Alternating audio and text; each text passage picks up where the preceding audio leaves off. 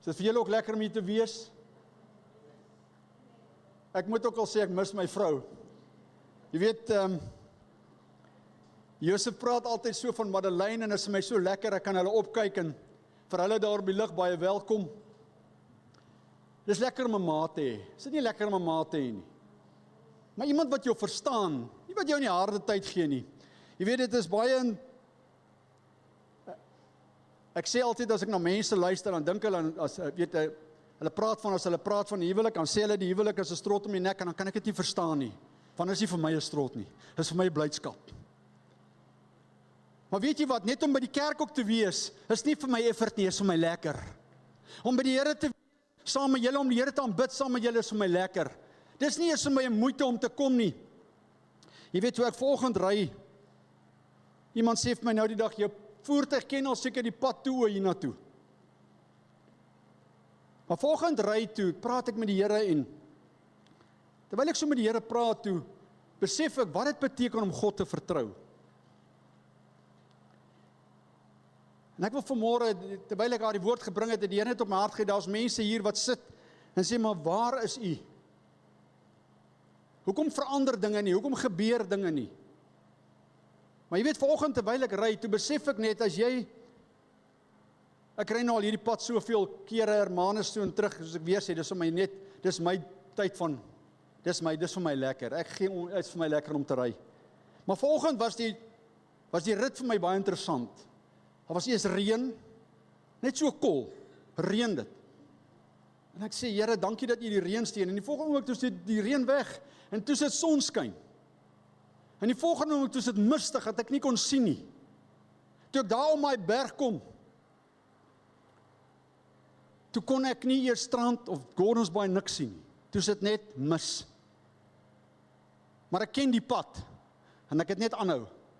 En net die tweede draai gaan, so as jy nou afkom daar by Sir Laurie's, toe is asof daar nooit mis was nie. En toe sê die Here vir my, maar weet jy wat, dit is so omstandighede in jou lewe lyk. Jy gaan deur en dan sal donderweerswolk in jou lewe. Al wat dit is, gaan net aan. En dan skyn die son weer. En dan is jy in 'n mistige situasie. En dan dink jy, maar waartoe gaan ek hierdie pad? Maar wel wat jy moet doen is, jy moet jou gut vertrou. En jy moet net aanhou. En dit was nie baie lank nie, en toe is daai mis weg. En weet jy, toe ek so terugkyk, toe is die mis letterlik so 'n wolk in. En God wil vanmôre vir julle sê dat moenie bekommer wees nie. Hy is met julle. Hoor julle wat ek sê? God wil vanmôre vir julle sê, moenie bekommerd wees nie, hy is met julle. Die titel van my boodskap vanoggend, en ek wil julle maar saam my blaai na Matteus 13 toe. Nou dit is vir my baie interessant, hierdie tyd het ek het werklik waar die Here gesoek, en ek sê, Here, ek wil net bring dit wat U wil hê ek moet bring. Die Here wys vir my die gelykenis van die saaier. My titel vanmôre is, die saad in jou hart bepaal jou bestemming. Hoekom is dit so belangrik dat ons hart moet bewaar? Hoekom is dit so belangrik dat ons moet ons tyd, ons energie, dit waarmee ons onsself besig hou, dat ons moet die tyd uitkoop en ons moet ons hart bewaar, want dit wat jy saai, sal jy maai. Nou jy weet, dit is vir my baie interessant. Ek het hierdie week die hele tyd met hierdie ding geworstel, want daar was 2 gedeeltes wat die Here vir my gegee het. Uiteindelik het hy my 2 boodskappe gegee. En donderdag toe kom, ek sê, Here, maar bevestig net vir my, wat wil U sê? Ek het met 2 gedagtes geword, ek het eerder maar sê met 2 gedagtes. En donderdag na kots toe kom, so Sarah na my toe en sê, wie, ek is my die vreemdste ding, daar is heeltyd hierdie ding van saad, wat in my gees lê, en ek weet dit is wat ek moet sê. Is dit wat jy saai, sal jy maai.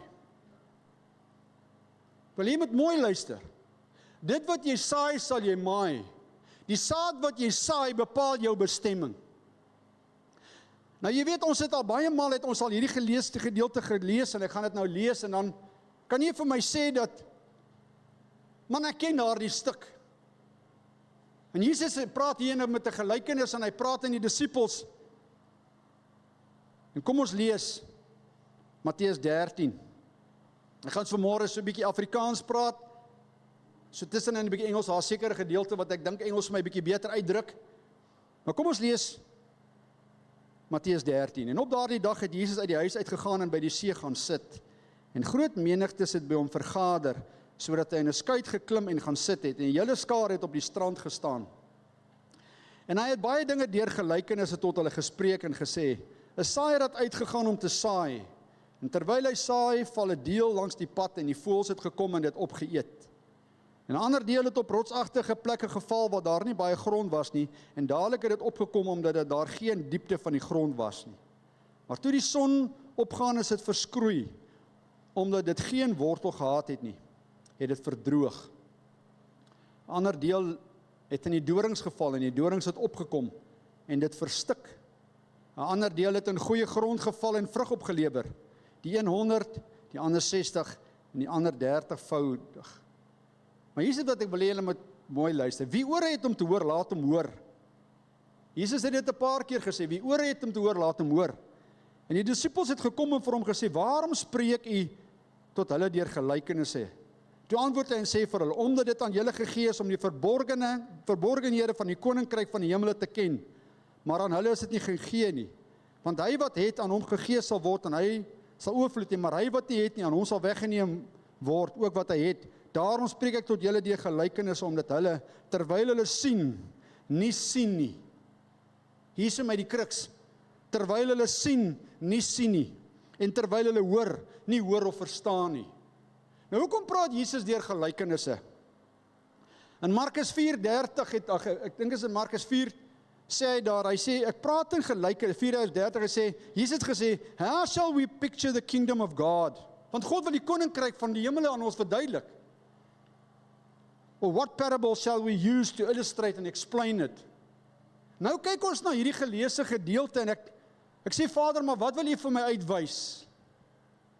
Hy sê my kerk hoor maar hulle hoor nie. My kerk sien wat ek vir hulle wil sê maar hulle sien nie. Want hulle hou hulle self besig met goed en dan dink hulle is okay, hulle dink hulle is gemak in 'n gemaksone. Jy weet, ek luister 'n getuienis of 'n ou wat 'n storie van 'n ou wat vertel, hy sê, the world is living today if there is no second coming. Dan hoor ek mense sê dat 'n ander ou sê vir my, of ek sien wat hy vertel, hy sê, why did the church create hell? Because they want to control people. En ek besef, Here, baie mense hoor, maar hulle hoor nie. En baie mense sien, maar hulle sien nie. En ek kyk terug na die gelykenis en ek sê, Vader, maar wat wil U vir my sê? Hoekom moet ek hierdie ding raak sien? Hy sê, my seun, dis wat hy in hierdie week vir my gesê het, en dit het so in my hart ingeval. Hy sê, ek wil vir jou iets wys. Ek wil vir jou wys hoe belangrik is dit die saad wat jy saai. Ek wil vir jou wys hoe belangrik is dit, dat die saad wat jy saai, lewer vrug. Dit is belangrik dat jy moet besluit, waar gaan jy jou tyd, jou geld, jou krag, jou energie saai? Ek sê, Here, maar, ek lewe vir U. Ek spandeer tyd met U. Hy sê, is dit genoeg? Ek sê, Here, wat wil U vir my sê? Hy sê, my kerk het hard geword. Hulle hoor, maar hulle hoor nie. Nou wil ek dit eenvoudig vir jou stel. Hy sê, hy gaan verder. Nou kyk, Jesus het hierdie gelykenis, want hy die disippels nou laat dink. Die disippels het gekom en gesê, maar wat wil die Here nou eintlik vir hulle sê?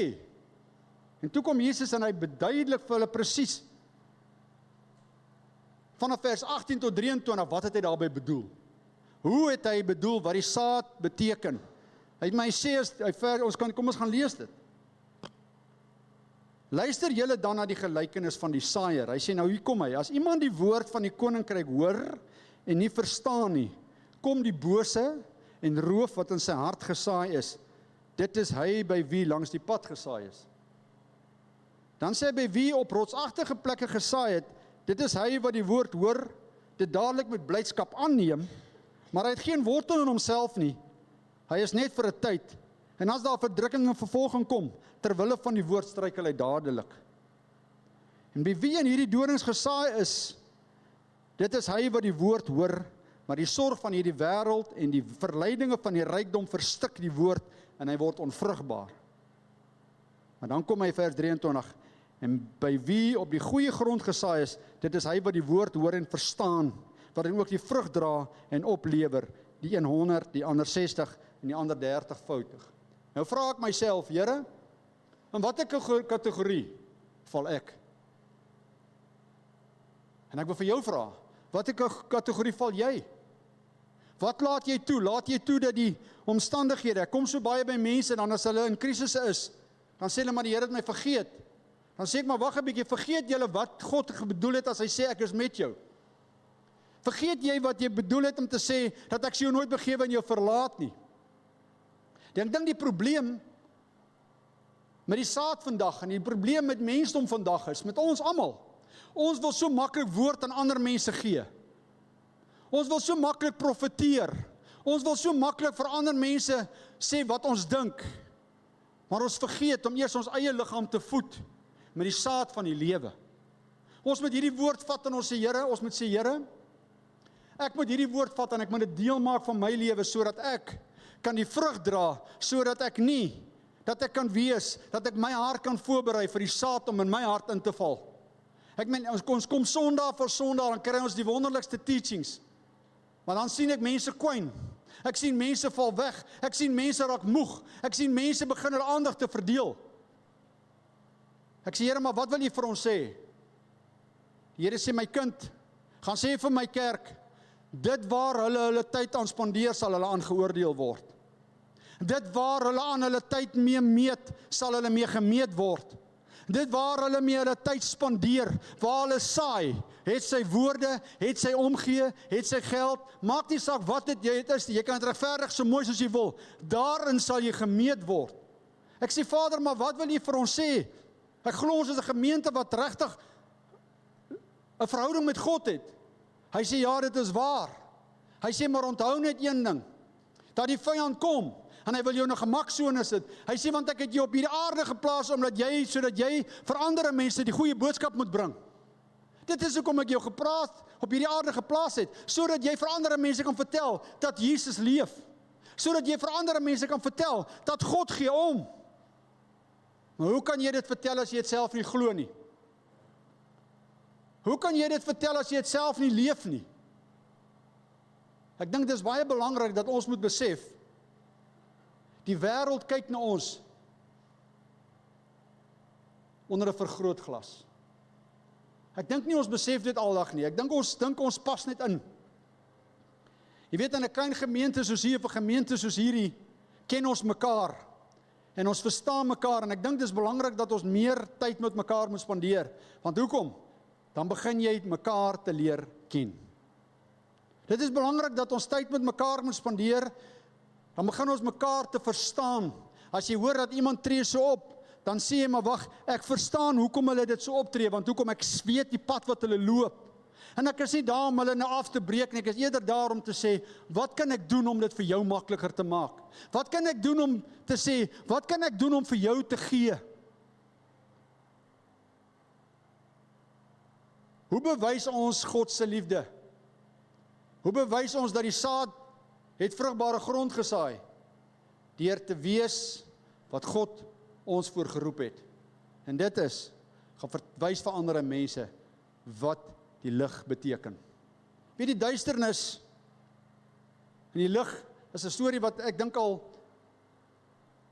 elke keer oor en oor vertel word, maar ek dink mense hoor nie hierdie storie nie. Want as ons die lig begin leef, hoef ons nie die duisternis te vrees nie. As ons die lig begin leef, en ons begin besef, wat is die lig in ons lewe, hoef ons nie bang te wees vir donker nie. Want jy must remember one thing, donker kan nie donkerder word nie, maar lig word ligter.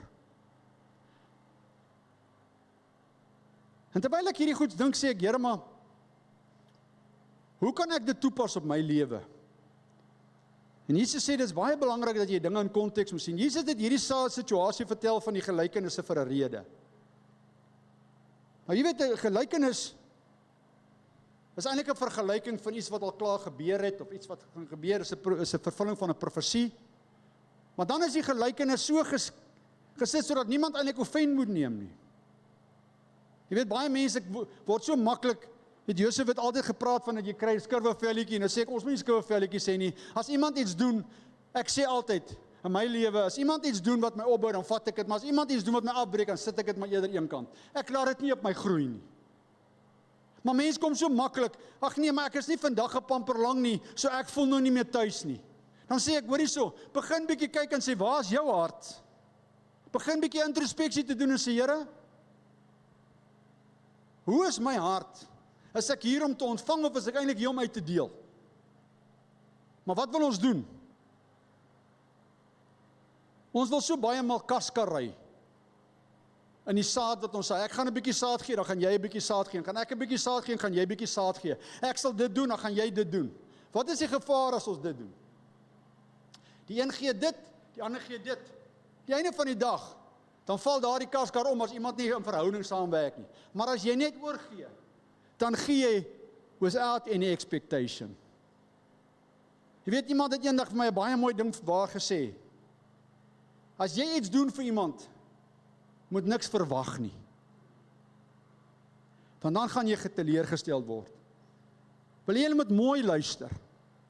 As jy saad saai met 'n verwagting, ek doen nou dit want die persoon moet so optree, wil ek vir jou nou sê, jy doen dit met die verkeerde hart. As jy saad saai sonder dat jy iets terug verwag, dan sal God dit seën op die regte tyd wanneer dit hom pas.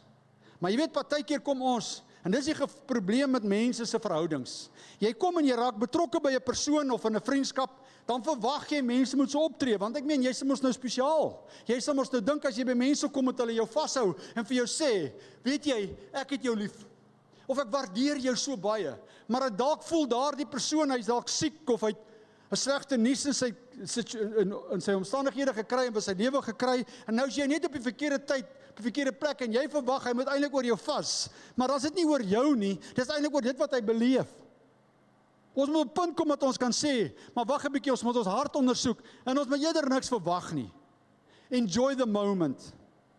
Jy weet, baie maal as ons kom by 'n plek, en ek sien hoe mense partykeer na my kyk, dan dink ek wil nou nie dink wat hulle dink nie. Ek wil maar net die oomblik geniet. Is dit nie so nie? Partykeer kyk mense jou anders en dan dink jy, jette, maar hierdie mense kyk jou daarom nou nie lekker nie. Maar het jy al dalk gedink, miskien het die persoon 'n hoofpyn. Het dalk is die persoon, het hy 'n groot besluit wat hy moet maak. Ek onthou, toe ek die dag hiernatoe moes besluit om hiernatoe te kom, van Nelspruit af was ek op 'n golfbaan, en ek is baie lief vir golf. Golf is vir my 'n passie. Maar daardie dag het ek nie die golf geniet nie. Want my kop was op 'n ander plek. Dat selfs die mense wat saam met my gespeel het sê, jou hart is nie hier nie. Ek het nie een gaatjie klaar gemaak nie. Want ek het heeltyd skeef gestaan. Wat gebeur is, ek was nie gefokus op dit wat ek moes doen nie. Wat gebeur is, ek het eintlik tyd gemors. Ek het hulle tyd gemors. Hulle kon nou, ek meen ek was nou daar weg, maar wat kon ek eintlik gedoen het? Ek kon eintlik 'n vriendskap opgevoeder het. Van hoekom? My hart was nie in dit in nie. Wat gebeur partykeer as ons in 'n situasie met mekaar kom? Dit is so belangrik, mense, dat ek vanmôre moet uitdruk, die saad wat jy saai, moet jy met jou hart ook beskerm. Jy moet nie saai met die gedagte om terug te ontvang nie. Maar dan gaan die Bybel 'n baie interessante gedeelte. Dan gaan hy verder. Hoekom vertel Jesus gelykenisse? Want 'n gelykenis is 'n partykeer vervulling van 'n profesie. Hy sê in vers 14 tot 17 sê hy, in Engels sê hy so mooi, in them the prophecy of Isaiah has been fulfilled, which says, you will hear and keep on hearing, but never understand, and you will look and keep on looking, but never comprehend. For the nation's heart has grown hard, and with their ears they hardly hear, and they have lightly closed their eyes, otherwise they would see with their eyes, and hear with their ears, and understand with their heart, and turn to me, and I would heal them spiritually. Nou kyk wat het Isaiah geprofeteer in 6:9, hy sê, and God said, go and tell this people, keep on listening, but do not understand, keep on looking, but do not comprehend. Dit het Isaiah geprofeteer. En dan gaan vers 17 van hierdie gedeelte, hy sê, but blessed, spiritually aware and favored by God are your eyes. Besef jy, jy's favored by God, jy's favored by God, because they see, and your ears because they hear. I assure you and most solemnly say to you, many prophets and righteous men who were honorable and in right standing with God longed to see what you see, and did not see, and to hear what you hear, and did not hear. Moet nie dink dat as mense slim klink, dat hulle ken God nie. Moet nie dink dat as mense in sekere posisies is, hulle is uitgekies vir God nie. God soek mense met die regte hart. Ek wil dit vanmôre uitdruklik sê, dat God soek jou hart. God soek nie jou titels nie. God soek nie jou bankbalans nie. God soek nie jou status nie. God soek jou hart. Want in jou hart kan hy jou gebruik, omdat daar die saad kan groei. En nou, in jou hart kan hy in eenvoudigheid gebruik. Hy gebruik kinders. Hoekom sê die woord ons moet soos kinders word? Want hoekom? As 'n kind sê, my pa sê ek gaan gesond wees, dan sê die kind ek glo dit, want sy pa sê ek is gesond. As die kind staan op die dak en sy pa sê spring, dan huiwer daar die kind nie, hy spring. Hoekom? Want hy weet sy pa sal hom vang. Maar wat gebeur met volwassenheid? Of kom ons sê eerder, wat gebeur met slimheid? Slimheid beteken dat ek wil begin uitredeneer, sal die persoon in staat wees om my te vang? Sal die persoon die krag hê om my bo te hou? Sal die persoon nie wegtree dat ek seer kry nie? Dit is waar die geheim is. Maar in hierdie eerste gedeelte van hierdie gelykenis, wat die Heilige Gees my na vers 24 doen. En dis vir my 'n baie 'n belangrike gedeelte van die saad, wat ek dink baie mense mis. Jy weet, dit is belangrik dat ons goed in konteks moet sien. Jesus het juist die eerste gelykenisse gedeelte vertel, want hy wou kyk, wie is honger vir meer? Onthou, dit waaroor gelykenisse gaan, is 'n vergelyking. Dan sê hy sê die wat honger is vir meer, I'll teach you more. But thou wat nie van my wil hoor nie, hulle sal aan hulle eie verderf oorgelei word. En dan kom vers 24, en dan begin hy iets baie interessant vergelyk. Toe ek dit sien, toe sê ek, Here, ek dink nie ons mense besef hoe belangrik is ons woord in ons hart nie. Ek dink nie die mense sal besef hoe belangrik is dit wat ons saai, dit sal ons maai nie. Ek dink nie ons mense besef watter impak jou saad maak nie. Ek wil 'n stelling maak voor ek daardie gedeelte lees.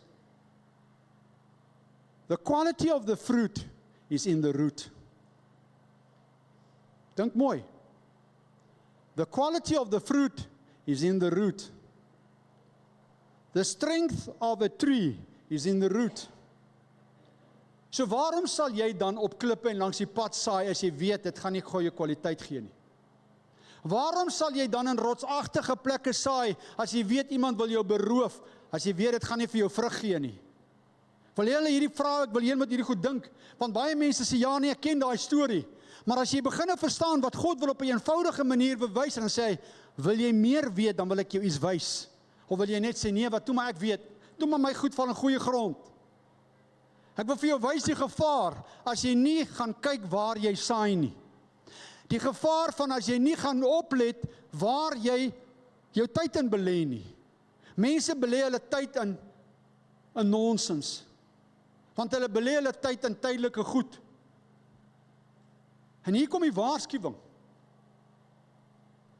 Jy weet die vyand is baie slinks. En ek het eers met myself gepraat hierdie week, ek sê, Here, ek wil net tyd met U spandeer. Want ek wil nooit op 'n punt kom wat hier gebeur vanaf vers 24 nie. En ek gaan vir jou nou wys. Ek wil nooit op 'n punt kom wat U vir my kyk en vir my sê, gaan weg, ek ken jou nie. Jy's geweeg en jy's te lig bevind. Ek wil nooit op 'n punt kom en te sê dat jy was nie deel van my koning nie, jy's deel van die kaf, ek gaan jou brand in die vuur. Ek wil nooit op 'n punt kom wat ek wil sê, Here, ek was nie goed genoeg, ek was nie 'n ligdraer van die woord nie. Ek het nie vir mense vertel dat Jesus red nie. Ek het nie vir mense gewys dat Jesus leef nie. Ek wil vir jy sê, toe dit my slaan, toe besef ek, Here, maar die boodskap van vanoggend is, waar lê jou hart? Jy moet jou hart bewaar. Het jou saad vrug gedra, met jou saad by die regte plek wortel geskiet.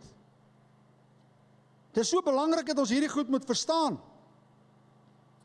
Kom ons lees vanaf vers 24.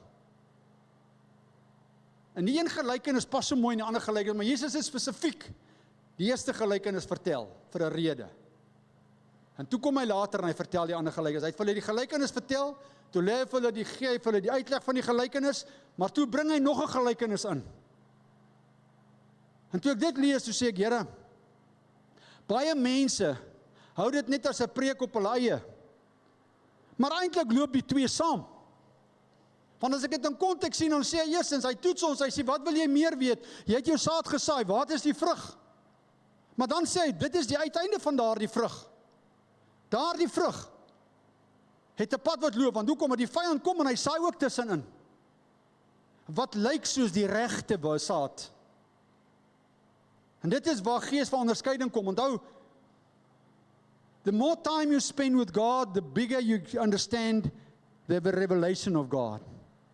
The more time you spend with the Holy Spirit, the more you can understand the deepness and the kingdom of God. Die meer tyd wat jy met God gaan spandeer, hoe meer gaan jy verstaan wat die hart van God is vir jou lewe. Hoe meer tyd jy met God gespandeer, gaan jy verstaan dat omstandighede is maar 'n tydelike ding, maar God het 'n ander plan vir jou lewe. Maar die Here gebruik hierdie situasies, die nou, om jou te gebruik, sodat jy kan ander vertel wat om te doen, sodat jy ook die nou kon beleef. Jy weet, ek het al baie maal vir die Here gevra, daar was 'n tyd, toe dit baie goed gegaan in my besigheid. En as mense by my kom en sê, hulle het nie geld gehad nie, dan het ek so maklik gesê, my broer, vertrou die Here. Maar jy weet, as jy baie maklik is, dat jy in 'n veilige hawe sit, en jy is nie in daardie storm nie, om vir ander te sê, vertrou die Here.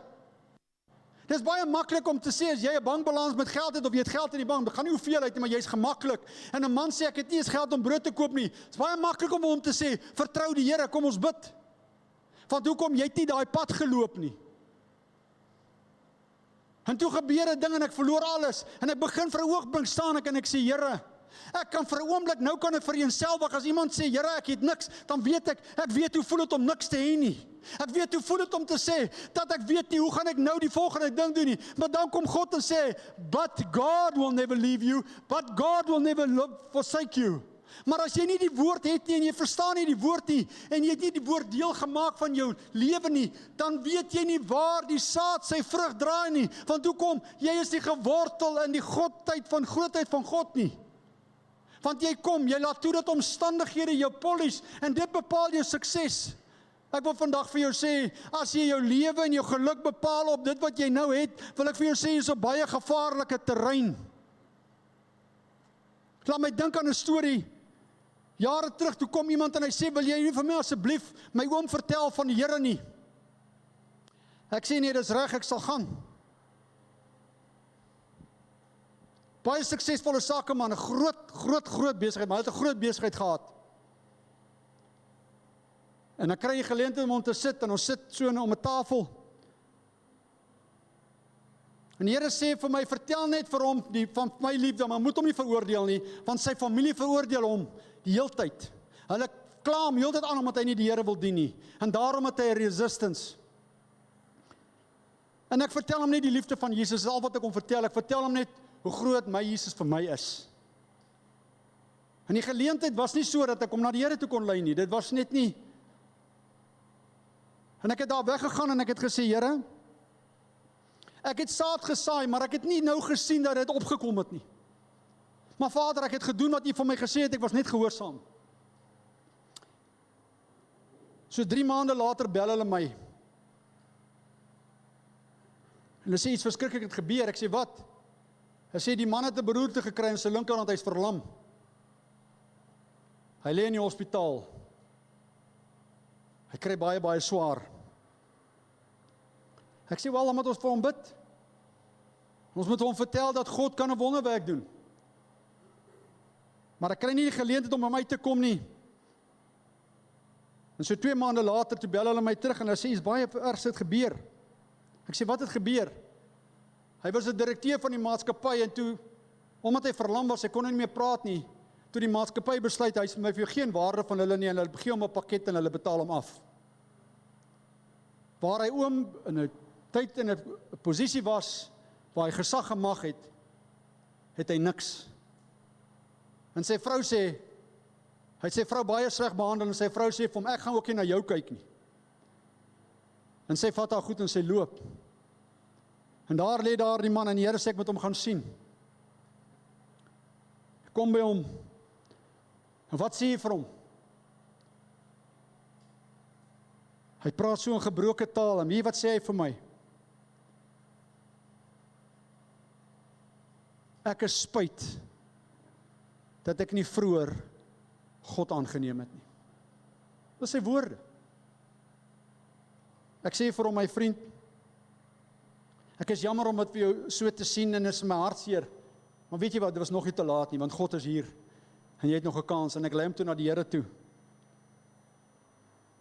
Ek praat met sy vrou en sy vrou het toe teruggegaan, maar sy was eintlik maar net meer ontsteld omdat hy so sleg behandel het, en lang daarna is hy toe nou oorlede, maar in daai tyd het hy soveel mense vir die Here bereik, want hy het eintlik vertel, hy sê maar een ding het hy 'n fout gemaak. When I had it all, I could have given to the kingdom more. But I realized God had to take it away to look at my heart, so that my heart can be saved. Nou kyk, ons kan dit nou veroordeel en sê, maar Here, hoekom het jy dit toegelaat? Jy moet jy nou, ons het 'n idee hoe ons dink God moet werk. Maar God laat ons toe in ons eie besluit. Die Here het dit nie oor hom gebring nie. Die Here het gesê, jy is die pad wat jy gekies het. Ek wil net vir jou verseker, ek sal jou nooit los nie. Die Here het nie die broer toe oor sy pad gebring nie. Die Here het net gesê, ek wil vir jou verseker, ek gee jou nog 'n kans. Ek wil jou verseker, dat ek het jou lief. En hy het baie mense na die Here toe gelei as gevolg van sy lewe. Want hy kom in sy eie storie vertel. When I had it all, I could have changed people's lives, but I ruined people's lives. But I have realized that my life is just that day. Not what I can guarantee. Ek wil vir jou vandag sê, jy dink jou situasie is veilig. Ek wil vandag sê, jy dink waarin jy jou tyd spandeer, is jou gemaksone. Ek wil vir jou 'n waarskuwing gee, my suster en my broer en my vriend. Ek wil vir jou 'n waarskuwing gee, en 'n oogwink kan dit weggeneem word. Maar dan moet ons sê, Here, waar het ek my saad gesaai? Het ek my saad in vrugbare grond gesaai, sodat ek weet, my ewigheid is verseker? Kom ons kyk, gaan terug na hierdie gedeelte toe, want hierdie gedeelte het 'n waarskuwing. Vanaf vers 24 sê hy, ander gelykenis het hy hulle voorbehou en gesê, die koninkryk van die hemel is soos 'n man wat goeie saad saai in die land gesaai het, maar terwyl die mense slaap, dis die gevaar. Jy saai, het gaan goed, maar dan raak jy aan die slaap, want jy raak gemaklik. Het sy vyand gekom en onkruid onder die koning gesaai en weggegaan, en toe die spruitjies opgeskiet en vrug gevorm, en toe verskyn die onkruid ook. En die diensknegte van die huisheer het gekom en vir hom gesê, meneer, het jy dan nie die goeie saad in die land gesaai nie, waar kry jy dan die onkruid vandaan? En hy antwoord hulle, 'n vyhandige mens het dit gedoen.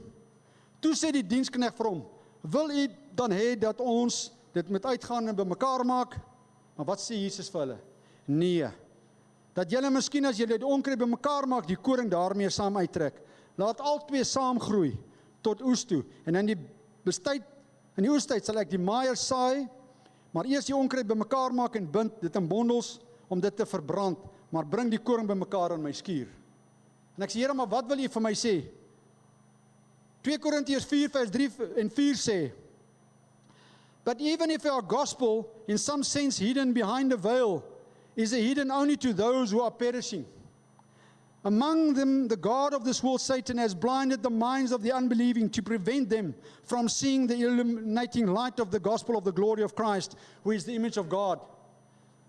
Here sê vir my, hy sê, maar wat gebeur is, die vyand kom en hy het mense verblind, hulle sien nie meer goed raak nie. Die vyand kom en ek sit goed in jou lewe in, maar die vyand kom en hy het mense verblind. Want weet jy wat, omdat ons nie 'n gees van onderskeiding het nie, laat ons toe dat mense in ons lewe kom, maar daardie mense kom met 'n ander motief. Daardie mense kom met 'n ander agenda. Want hoekom? Hulle wil dit wat in jou is, wil hulle kom steel. En terwyl ek hierdie goed kyk en dan sê ek, Here, maar wat is die waarskuwing wat U vir my gee? Hy sê die waarskuwing is, in my kingdom, there is professors. And in my kingdom, there is possessors. The professors are the people that claim they know it all. And no one can teach them nothing. But the possessors are those that know that they are under the blood of Jesus Christ. And they are protected by His grace. And they're going to live till we meet Him again. Dit is waaroor die lewe gaan. Is the professors. Jy kan hom vertel, dis hoekom hy heeltyd gesê het, hulle hoor maar hulle hoor nie. Hy sê heeltyd hulle sien maar hulle sien nie. Hy sê mense sit in die kerk, hy sê hulle hoor Sondag vir Sondag vir Sondag, hoor hulle die boodskap, maar hulle hoor nie. Hoekom? Because they haven't possessed the kingdom. If you possess the kingdom, as jy die koninkryk joune maak, dan begin jy anders oor goed dink, jy begin anders oor goed praat, jy begin anders oor goed leef. Maar wat doen hulle? Hulle raak te slim in die koninkryk. They get professors, they say, listen, I know the truth, I know the way. You cannot teach me anything. Dis die gevaar, hy sê, gaan sê vir my kerk, dis die gevaar, bewaar jou hart, dat jy nooit op 'n punt kom, en dat jy dink, jy weet alles nie.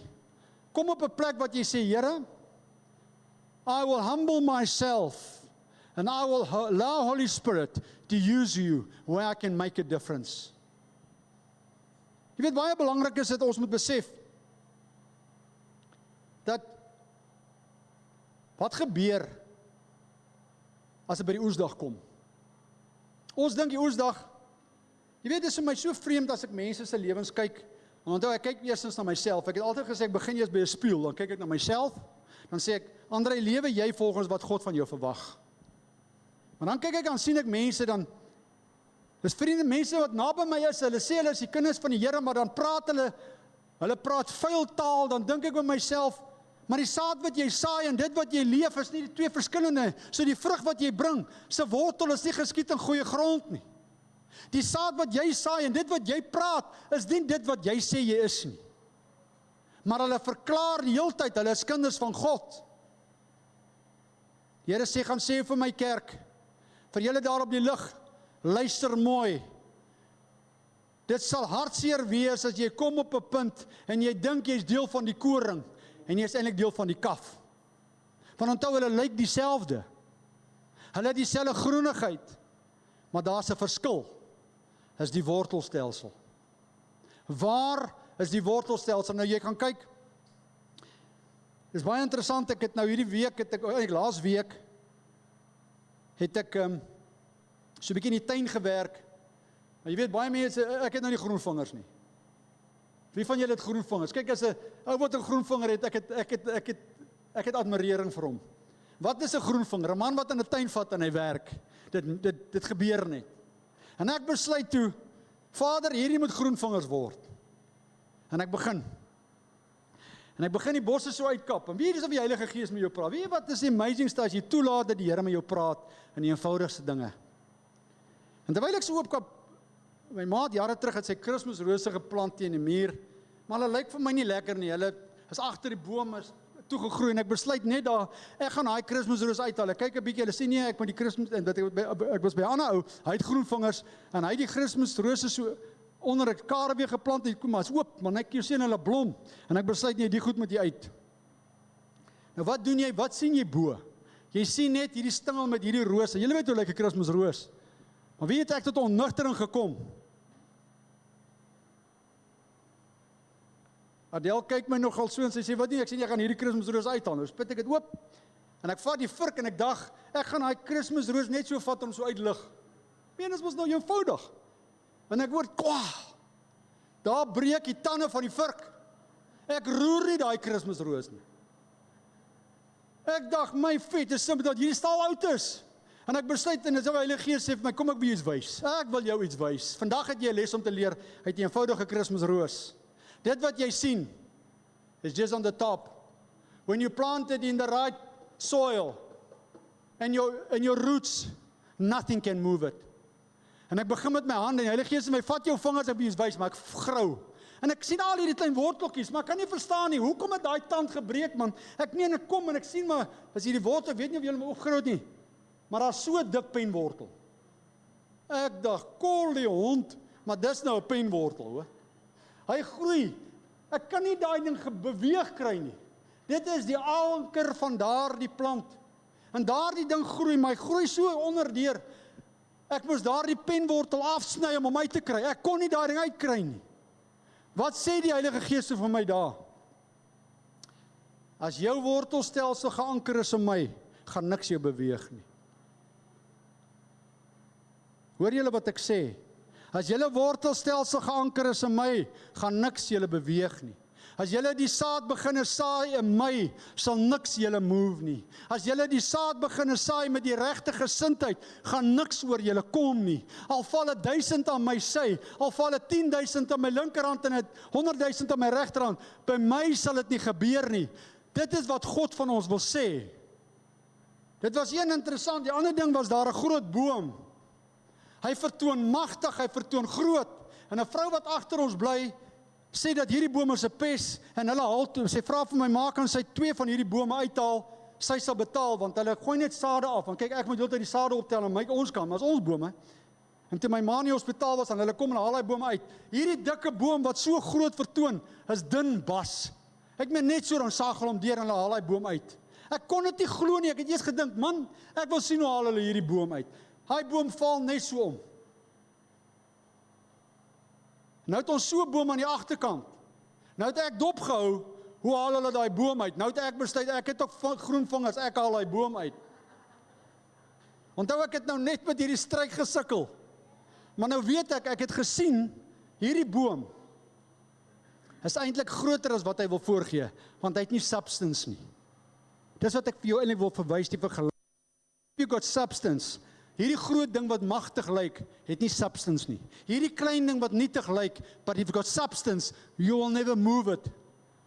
Ek klim daardie boom, want dan is ek alleen, hulle was 3. Hulle het 'n kettingsag, ek het 'n handsag. Ek besluit, ek vat daai boom alleen. Adel kyk my soos 'n engel, jy maak hom nou lekker droog. Ek sê nie, ek gaan. En ek onthou toe van Chris wat van die leer afval, ek sê, Here, ek het nie van hierdie leer afval nie. Want dit wil ek nou nie hê nie.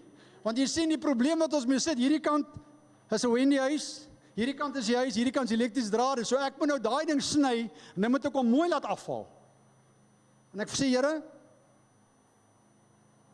hierdie saad het nie gesag nie, ek regeer oor hom. Maar Vader, ek het hulp nodig. En ek is daarin. En ek sit hier lang leer en ek besluit toe, nou begin ek dit uitwerk, hoe gaan ek hierdie boom afbreek, stukkie vir stukkie. En Heilige Gees begin met my praat en hy sê, this is like troubles in your life. Just take it piece by piece. But keep on going. Ek wil vir julle sê, dis nie maklik nie. Nou is ek al op. Nou moet jy onthou, ek het met my oog gesteel toe die manne wat ken dit al doen, hè? Ek het in my oog gesteel. Ek het gesien, hulle sny elke takkie af nie. Hulle kyk waantoe daai takkie gaan, dan sny hom so kepen, en dan trek hulle met 'n tou. Want ek het nou nie iemand wat die tou trek nie, so ek moet nou alles doen. En ek is op, want ek het gesê, ek gaan dit doen myself. Ek is op. Ook maar lekker as strand partykeer, nê? Ons wil dit ons eie doen. Ek is op, en ek begin die eerste tak vat. En ek sien, nee, maar hy is nie so swaar nie, ek skit hom, ek sien nie, okay, ek kan hom vat. En ek sny hom, en ek trek hom mooi af, eeg my kom, en hy val hier op die Wendy huis se dak, en ek gooi hom af, hy's af. En so breek ek hierdie boom, maar onthou, ek sny met 'n handsaag af, nee. Dan raak my hand moeg, dan vat ek die linkerhand, en sê ek, in the mighty name of Jesus, I can do this. Dan sê die Here, maar ek het jou verstand toegegee, maar toe maar gaan, ek wil jou iets leer. Wat gebeur? Die boom is, die een gedeelte van die boom is af, maar toe is my rug ook af, en ek besluit, ek is nou klaar vir die eerste gedeelte, maar toe het ek hom nou mooi af, en toe moes ek nou besluit, gaan ek hom nou so los, of gaan ek aangaan? En die Here sê, nee, finish what you've started, I want to teach you something. Wat gebeur partykeer? Ons probleme word opgelos, dan lyk dit nie, wat ek sal hom mee los. As jy hom los, dan groei hy net al hoe reiger. Ek sê, Here, maar dan moet ek net bietjie my rug kans gee, en ek het so 2 dae gerus, en ek is weer op. Maar nou die een tak is dik, hy is net so dik, maar hy gaan links, daar's nie 'n manier dat ek hom gaan oortrek nie, want ek kan maar kepe sny soveel as ek wil. Hy is verkeerde kant toe gegroei. En ek sê vir Adel, wel Engel, ek het nou gesien, die mense sit 'n tou daar, en jy moet met die ding trek, so jy moet nou maar trek. Ek sê, Josef, wanneer om te trek? Nou saag ek hierdie ding. En ons kry daai tak af, en toe ek hom af het, toe weet ek, I've got victory in my hands. En ek begin, maar ek moet jou sê, op 'n stadium is ek so moeg, dat die takke wat ek afgesny het, is my krag hang, dan hang ek aan hulle, ek hang, dit is hoog, ek hang aan daai takke, hang ek seker vir 10 minute, dat ek net bietjie krag kry, dan vat ek weer daai takke, saag ek, en hoor ek wil vir jou sê, jy saag nie sommer net deur nie, dit lyk makliker as wat dit is, wat wil ek eintlik vir jou sê, ek wil nie oor die storie praat nie, ek wil eintlik vir jou sê, if you start something, finish it.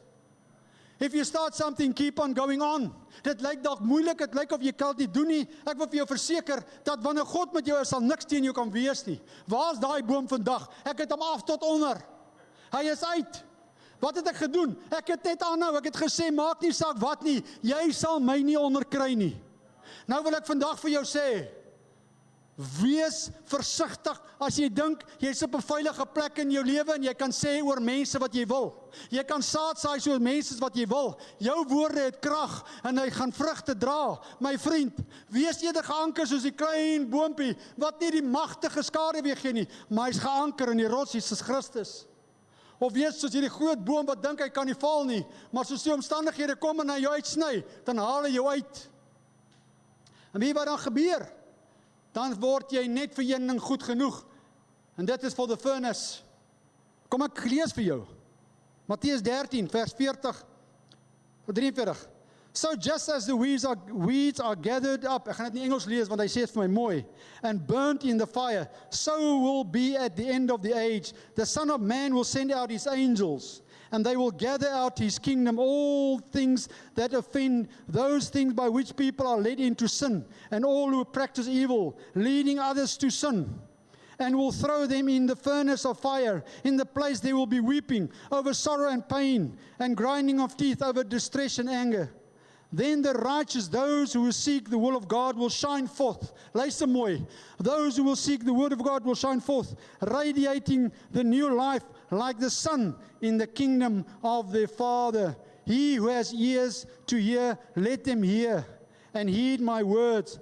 So it will be the end of the age. The angels will come and separate the wicked from the righteous, and throw the wicked into the furnace of fire. In that place they will be weeping over the sorrow and pain and grinding of teeth. Ek wil afsluit met hierdie gedeelte. Ek maak die gevolgtrekking.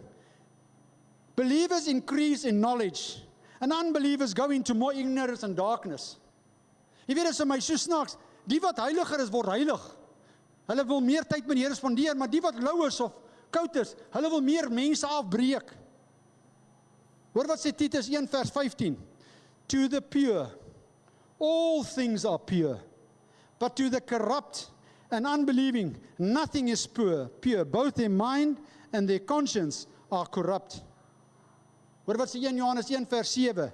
But if we really walk in the light, en hierdie ding, wil ek hê ons moet ons lese maak vir hierdie dag. Elke dag van nou. But if we really walk in the light, that is, live each and every day in the conformity with the precepts of God, as He Himself is in the light, we have true unbroken fellowship with one another. He with us, and we with Him. And the blood of Jesus' Son cleanses us from all sin by erasing the stain of sin, keeping us cleansed from sin in all its forms and manifestations. Ek wil afsluit met 'n storie. Jy weet, baie maal dink jy, is 'n getuienis wat ek gehoor het, jy dink jy belê tyd in mense in, en dan raak jy moeg. Dan sê jy, maar hierdie saad dra nie vrug nie. Een ding wil ek vir jou sê, onthou net as jy saai, doen jy nie die werk nie. Die Heilige Gees doen die werk. As jy met 'n regte hart saai, jy saai op die regte grond. Jy weet, baie maal, weet wat is vir my baie interessant? Ek onthou toe ek in die weermag was, ekskuus, ek het nou daaraan dink. Weet die Bybel sê, weet jy wat 'n ander man laat struikel? Het jy al daai skrif gehoor? Baie mense het al hierdie ding so al holrig gery, en dan sê ek, maar weet jy wat, hulle hoor maar hulle hoor nie. Ek onthou toe ek in die weermag was, Nou kyk, ek drink glad nie. Ek het maar net besluit, drank is nie deel van my nie, en dan kom ek by 'n plek, en dan wil die ouers nou kuier, daar waar ons nou was in die weermag, dan kuier die manne, en dan kan ek nie verstaan nie, die ander kerke se denominasies, die manne drink lekker saam, hulle is asof hulle in die groep is, dan sê ek maar, ek verstaan nie hierdie goed nie, het maak nie vir my sin nie, waar is ons verskil? Maar wanneer die mense krisis sê, dan kom hulle na hierdie enkel kapelaantjie toe, en sê hulle maar, hoor, jy's iets anderste, kan ek met jou iets deel? Dan sê ek, Here, maar wat maak my so besonders? Ek was nie 'n kapelaan in titel nie, want ek was 'n kapelaansklerk, ek het julle al die getuienis vertel, maar die mense het aan my toe gekom, want hulle het gesê, jy draai iets in jou, wat die ander nie het nie, van die rang gee jou nie lig nie, mense. En ek besluit daar, en ek sê, Here, maar, ek sê nogal vir een nou die een dag, ek sê, maar hoekom gaan jy nie na jou dominee toe nie? Hy sê nie, maar hy kuier te veel saam, maar ek wil nie na hom toe gaan nie. Ek sê nie, ek verstaan nie hierdie ding nie, en ek besef nie, dat iets gaan met my oop. Ek sê, Here, ons besef nie dat ons is die ligdraers nie. As jy die verantwoordelikheid opneem van om God te verteenwoordig, you got a responsibility. Not only to him, but to yourself and to others. Maar wat gebeur? Wat het ek nou gelees? Die vyand kom en hy sit blindings voor ons oë. En die Here sê vir my, mense vra my, hoekom drink ek? Ek sê, kom ek jou iets vertel. Hoekom drink ek nie? Ek gaan my dit sê, dis 'n baie belangrijk. Ek sê, as ek kom by jou en ou sê vir my, het 'n drankprobleem, skus, ek wil nou nie drank uitsort, ek wil 'n storie vertel. Ek wil 'n voorbeeld gee. En die ou kom sê, en ek sê vir hom, weet jy dat Jesus kan jou vrymaak? En daar maak die Here hom vry, net van alkohol. Hy was nou alkoholist, die Here maak hom net daar vry. Wat doen daai ou? Hy vertel vir ander mense. Is ek reg? Ek meen, as jy mos in jou gelewe en jy is excited, dan vertel hy vir ander mense. Wat moet ek doen? Nou drink ek, kom ons sê vir mense, ek drink nou 'n glasie wyn, moenie my verkeerd verstaan, ek praat niks daarteen nie, ek sê, dis hoekom ek dit nie doen nie. Nee, jy mag, dis hoekom ek dit nie doen nie. So, maar nou nie, gaan en sê, die pastoor sê, ons mag nie wyn drink, ek sê, dis hoekom ek dit nie doen nie. Kom ons vir mense wat albei, ek kom nou weer voor hom, en ek drink hom met 'n glasie wyn, wat doen ek? Laat hom struikel, is ek reg? So, want ek weet, dis sy krisis. Ok, so nou, kom hy, wat doen hy? Hy gaan vertel vir sy vriend, die Here het my vrygemaak. Waar het jy dit gehoor? Nie ander het vir my gebid, God het my vrygemaak. So wat gebeur? Ek weet nie aan wie hy vertel wat het met hom gebeur nie.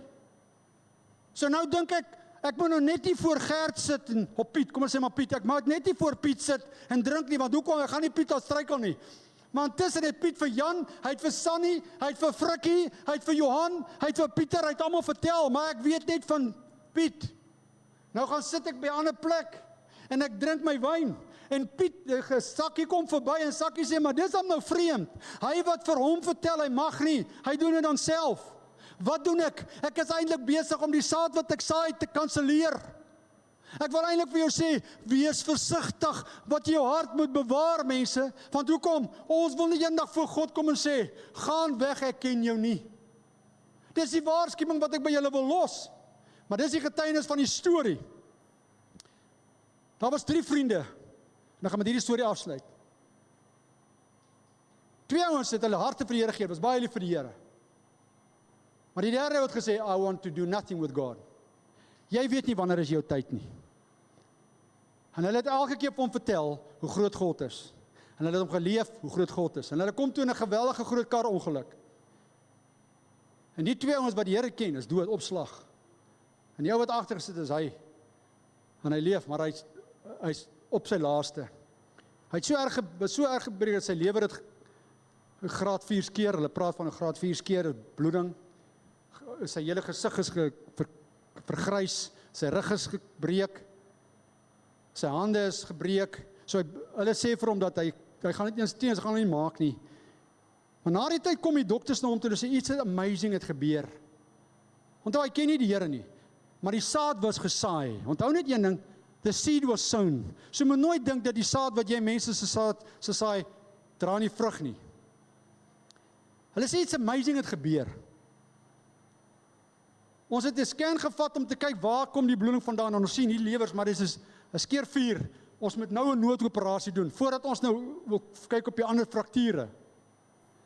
En net voor ons jou instoot, sê die dokter, hy sê vir daai dokter, doen net weer 'n scan en maak seker waar kom die bloeding vandaan. Toe's daar nie 'n merkie op hy lewe nie en daar's nie bloed in daai man se liggaam nie. wat uitloop nie. Net die bloed, daar's geen onaanwindige bloeding, niks. Hy is seker nog nooit in my lewe dit beleef nie, want hy ken nie die Here nie.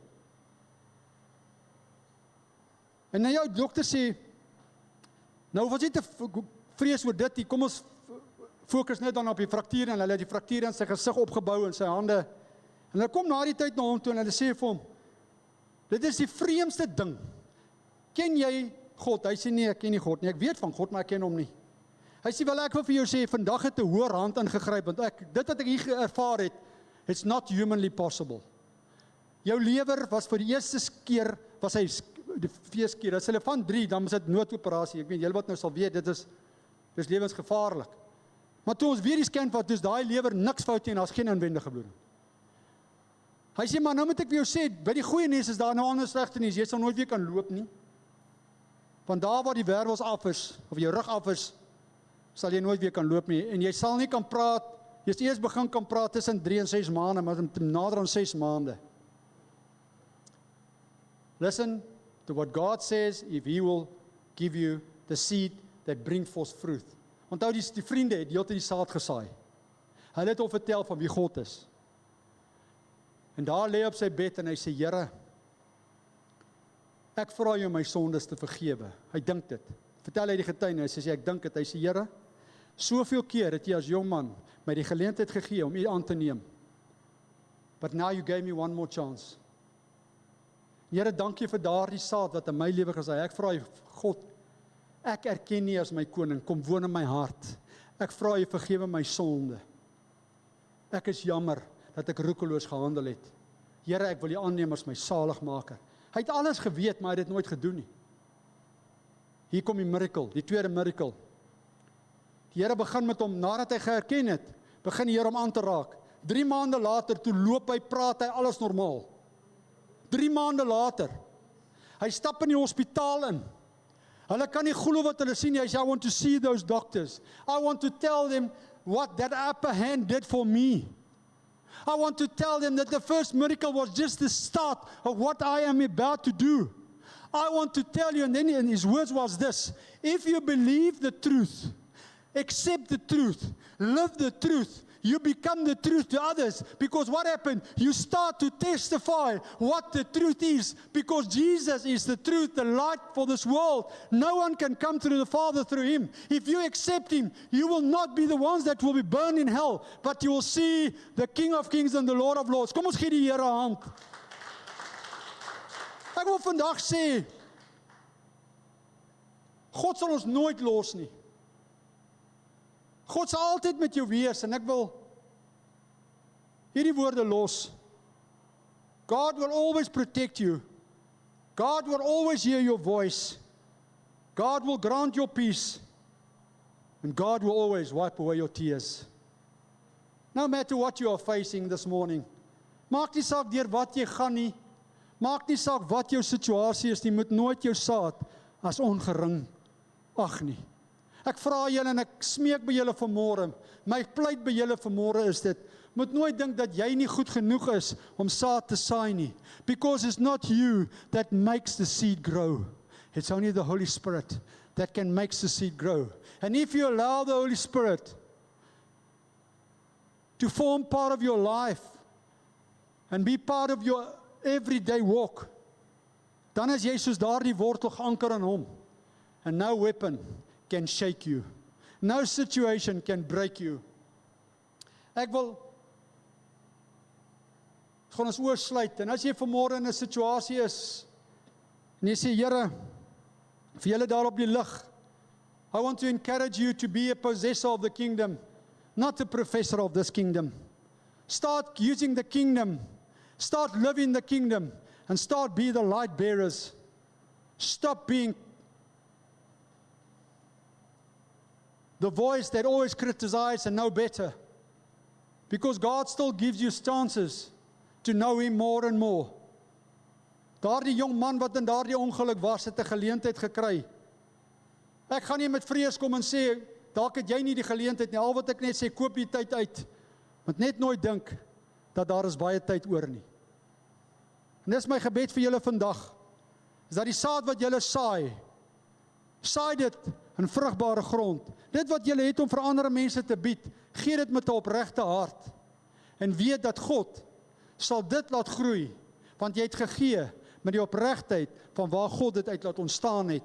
En dit is my gebed vir julle vandag, is dat die saad waarmee julle saai, dat dit sal vrug dra, en dat die wortels geanker wees in Jesus Christus. Vader, ons dankie dat ons vanmôre kan staan onder die woord. Dankie dat ons vanmôre kon hoor, en dankie Here dat ons vanmôre kan weet, ons sal wees die koring wat U in die skure sit, ons sal nie wees die kaf wat U uitbrand nie. Here, en ons dankie dat U vanmôre vir ons wil gewys het op reg, opnuut moes wees. Here, as daar iets in ons lewe is wat ons moet bely, ondersoek ons harte, Here, begin by my, en sê, Vader, start with me. Let me start giving with a pure heart. Father, that I can give with a pure heart, and let I sow the seed that can change people's lives. And that is my desire for those that is my prayer for those on there. Father, that you will bless them, that you will protect them. Lord, that you will comfort them. Lord, that you will wipe away those tears. But most of all, let the seed of life bring forth the fruit in everyone's lives. And no situation will be able to move them in Jesus' name. Amen en amen. Ons dankie. Is dit nie wonderlik om soms sy woord te sit, te weet as ons geankel is, dan is daar die penwortel, die Heilige Gees in die regte saad. En dis die vrug wat ons sal dra. As daar vanmôre iemand is wat net sê, bid saam met my, ek gaan deur 'n krisis, jy hoef nie vir my dit te sê nie. Al wat belangrik is, jy moet weet, dat hierdie saad, as jy met die regte saad gesindheid saai, onthou, is jou woord, is jou daad, dit gaan nie net oor finansies nie, dit gaan oor jou tyd, weet jy dat God sal jou nooit los nie. God wil vandag vir jou verseker, He will never leave you. As jy vanmôre sê, Andre, bid saam met my, gemeente bid saam met my, dan staan saam met my, anders sluit ek af, en ek wil niks uittrek nie, ek wil net sê, vanmôre moet jy weet, God is with you. Jy weet, as ek na Adrian kyk,